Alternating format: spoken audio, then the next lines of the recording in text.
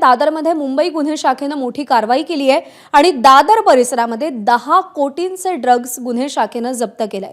Matunga police ठाण्यामध्ये गुन्हा दाखल करून दोघांना अटक करण्यात आली आहे, तर एक आरोपी पश्चिम बंगालचा असल्याची माहिती आहे। गुन्हे शाखेच्या युनिट 9 आणि युनिट 9 ने 5 किलो एमडी ड्रग्ज जप्त केलाय। एन्काउंटर स्पेशलिस्ट अशी ओळख असलेल्या दया नायक यांच्या पथकाने ही मोठी कारवाई केली आहे।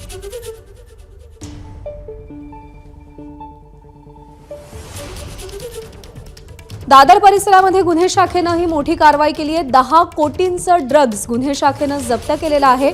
माटुंगा पोलीस ठाण्यामध्ये या प्रकरणी गुन्हा दाखल करून दोघांना अटक केली आहे आणि या दोघांपैकी एक आरोपी हा पश्चिम बंगालचा असल्याचं कळतंय।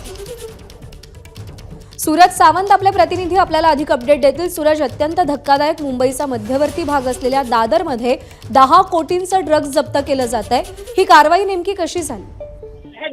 नक्कीच काही ड्रग्ज तस्कर हे दादरमध्ये ड्रग्ज तस्करीसाठी येणार असल्याची माहिती हे एन्काउंटर स्पेशलिस्ट दया नाईक यांना मिळाली होती आणि त्यानुसार गुन्हे शाखेचे युनिट 9 यांनी त्या ठिकाणी सापळा रचला होता।